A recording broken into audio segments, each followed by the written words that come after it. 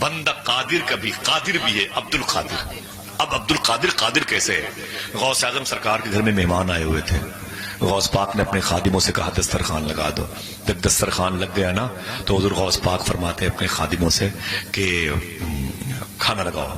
تو جب کھانا لگ گیا تو بڑے بڑے بزرگ مشائخ تھے غوث پاک کے بارگاہ میں. جب وہ کھانا شروع ہونے والا وقت تھا تو غوث پاک نے اپنے خادم سے کہا کہ تم بھی بیٹھ جاؤ. کیا بات، علماء حضرات بیٹھے ہوئے ہیں لیکن یہ بہت بڑی بات ہے. یہ بحیرۃ الاسرار شریف میں بھی اس کا ذکر ہے جس کا ذکر کیا اعلیٰ حضرت نے. فرماتے ہیں غوث اعظم کی تم بھی بیٹھ جاؤ. تو خادم نے کہا کہ حضور میں روزے سے ہوں. میں روزے سے، بولو میں روزے سے، میں روزے سے ہوں. غوث پاک فرماتے ہیں جس کی سمجھ میں وہی بولے گا، جو عقل لگائے گا نا وہ نہیں سمجھ پائے گا. اور غوث پاک عقل میں نہیں آتے ہوتے، میموری ہینگ کر جائے گی بھائی. ہاں سنیں، غوث پاک فرماتے ہیں کہ کھا لے. کہا حضور روزے سے ہوں. غوث پاک فرماتے ہیں کھا لے تجھے روزے کا ثواب دلواؤں گا. اللہ بندہ قادر کا بھی قادر بھی ہے عبد القادر. کہا کھا لے تجھے روزے کا ثواب دلواؤں گا. اس نے کہا حضور میں نہیں. کہا کھا لے کھا لے. کہا حضور روزے سے ہوں. غوث پاک فرماتے کھا لے تجھے 1 سال کے روزے کا ثواب دلواؤں گا. کتنے؟ 1 سال کے روزے کا ثواب دلواؤں گا. اور پھر وہ بزی رہا ادھر ادھر. پھر جب سب لوگ کے کھانے کا وقت شروع ہوا فرمایا تمہیں بیٹھ جاؤ. کہا سرکار میں روزے سے ہوں. غوث پاک فرماتے تجھے دنیا کے سارے روزے داروں کے روزے کا حساب ثواب دلواؤں گا. سبحان اللہ. دنیا کے سارے روزے داروں کے روزے کا ثواب دلواؤں گا. اس نے کہا حضور میں روزے سے ہوں. اتنا سنا تو غوث پاک نے جلال بھری نظر ڈالی اس پر. جب اسے جلال بھری نظر سے دیکھا نا وہ تڑپ کے گر پڑا. منہ سے خون نکلنے لگا. جتنے مشائخ کھانے کے لیے دسترخوان پر بیٹھے تھے سب کے چہرے بدل گئے. سب پر لرزہ طاری ہو گیا. غوث پاک جلال میں ہوں تو پھر سب جلال میں. لوگوں نے ہاتھ جوڑ کے سرکار معاف کر دیں، سرکار معاف کر دیں، سرکار معاف کر دیں. حضور غوث اعظم سرکار نے رحم کی نظر ڈالی، محبت کی نظر ڈالی. اٹھ کے بیٹھ گیا. فرمایا ذرا اب سنیں جملہ کیا فرمایا اللہ نے. جا تجھے میں نے صفت قادری عطا فرمائی ہے. بندہ قادر کا بھی قادر بھی ہے عبد القادر. عبد القادر قادر کیسے ہے وہ سنیں آپ. خدا نہیں عبد القادر. خود کہتے ہیں میں اللہ نہیں ہوں، میں رسول نہیں ہوں، لیکن اللہ اس کے رسول تک پہنچنے کا سب سے مضبوط راستہ عبد القادر جیلانی. سنیں آپ وہ کیسے. فرماتے ذرا جب وہ خادم قریب آیا فرمایا اے سن تو کیا سمجھتا ہے، تو کیا سمجھتا ہے کہ عبد القادر بولتا ہے. عبد القادر کی زبان سے قادر بولا کرتا ہے. تو یہ دعائیں دیں انگریزوں کو جنہوں نے کیا. آپ کے بزرگوں نے تو کوئی کیمرہ ایجاد نہیں کیا.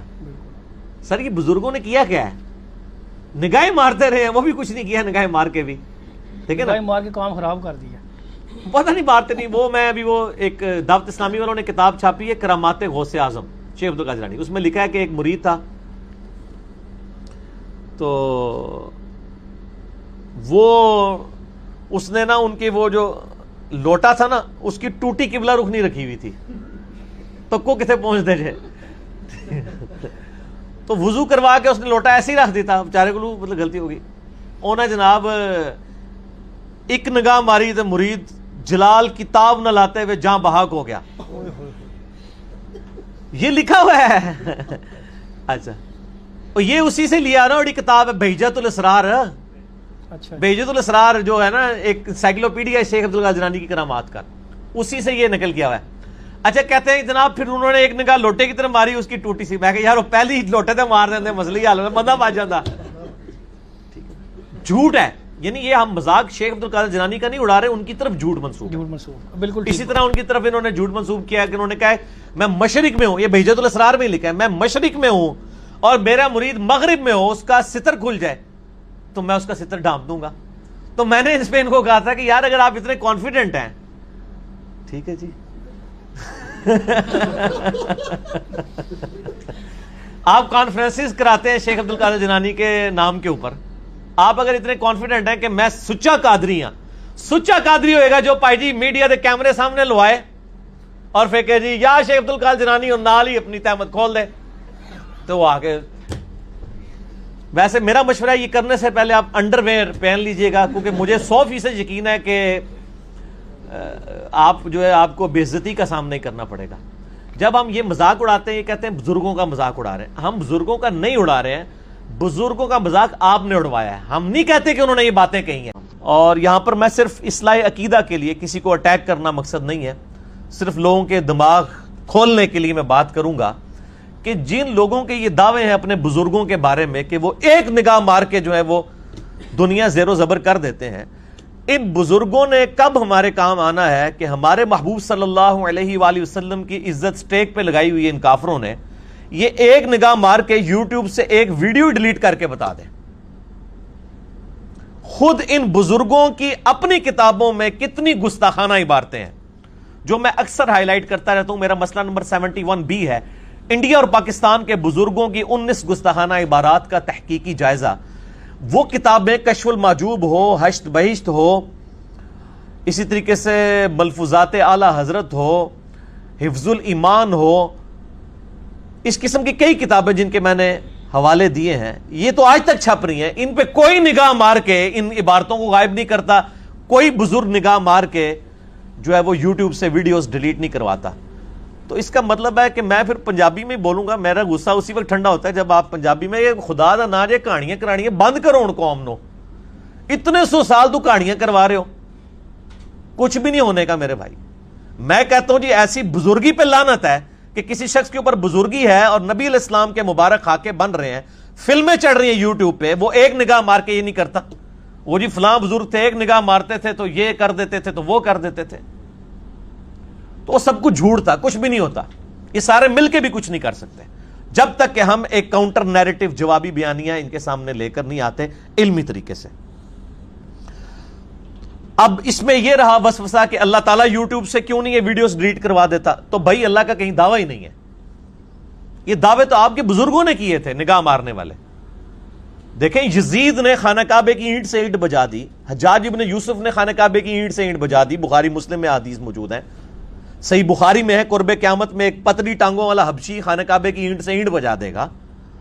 تو اللہ تعالیٰ نے تو کہیں وہ خانہ کعبے کی حفاظت کا صرف ایک واقعہ یہ اصحاب فیل والا ہوا ہے، اس کے بعد نہ کوئی واقعہ ہوا نہ اس سے پہلے ہوا نہ ہونا ہے۔ دنیا تو بقدر ایفرٹ ہے، یہاں تو اللہ تعالیٰ نے مسلمانوں کو یعنی یہ منصب دیا ہے کہ وہ اپنے کعبے کی حرمین کی حفاظت کے لیے ایفرٹس پٹ کریں گے۔ یہاں تو حفاظت کیا ہو رہی ہے، پچھلے دنوں آپ کو پتا ہے کہ ایک بندے نے کعبہ شریف کے اندر سین کے اندر چھلانگ مار کے خودکشی کر لی ہے، اور لوگ کہہ رہے ہیں بڑا خوش نصیب ہے کعبے مر گیا۔ یعنی لیول دیکھ لو انٹلیکچوئل، آرام موت بندہ مرا ہے، پوری دنیا کے اندر مسلمانوں کی بدنامی کی ہے اور لوگ کہہ رہے ہیں خوش نصیب ہے۔ تو کوئی فرشتہ نے آگے نہیں اس کو بچایا کہ یہ حرام موت مر رہا ہے، پوری دنیا میں خانہ کعبے کی بدنامی ہوگی، حرمین کی بدنامی ہوگی۔ بھائی نہیں ہوگا ایسے کبھی بھی، خانہ کعبے کے اندر لوگوں کی جیبیں کٹ جاتی ہیں، کئی لوگوں کے پیٹ کٹ کے انتڑیاں باہر آ گئی ہیں جیب کٹتے کٹتے، ٹھیک ہے، اور پھر معاذ اللہ استغفر اللہ خانہ کعبہ شریف کے اندر تو آنکھوں کی حفاظت کرنا بڑا مشکل ہو جاتا ہے۔ تو بعض لوگ تو بالکل اس کو وہ سپاٹ بنا کے آئے ہوتے ہیں بدنگاہی کرنے کے لیے۔ تو دنیا بقدر ایفرٹ ہے، کچھ بھی نہیں ہوگا ایسا، یہ ہم نے خود ہی ایفرٹ پٹ کرنی ہے۔ تو میں یعنی ان بزرگوں کے بارے میں یعنی جو جھوٹے دعوے تھے میں اس کے لیے کر رہا ہوں، میرا تو کسی سے کوئی لینا دینا نہیں میرے بھائی۔ میں تو بار بار کہتا ہوں کہ نہ میں وہابی نہ میں بابی، میں ہوں مسلم علمی کتابی، نہ میں سو کالڈ وہابی ہوں جو کوئی علمی بات کرے اسے کہتے ہیں وہابی ہو گئے، اور نہ میں بابوں کا دفاع کرنے والا، بابوں کا ماننے والا، فرقوں کا پجاری بابی بھی نہیں ہوں، میں علمی کتابی مسلمان ہوں، جو اللہ تعالیٰ نے واضح قرآن حکیم میں فرمایا ایتونی بکتاب من قبل ھذا او اثارۃ من علم ان کنتم صادقین۔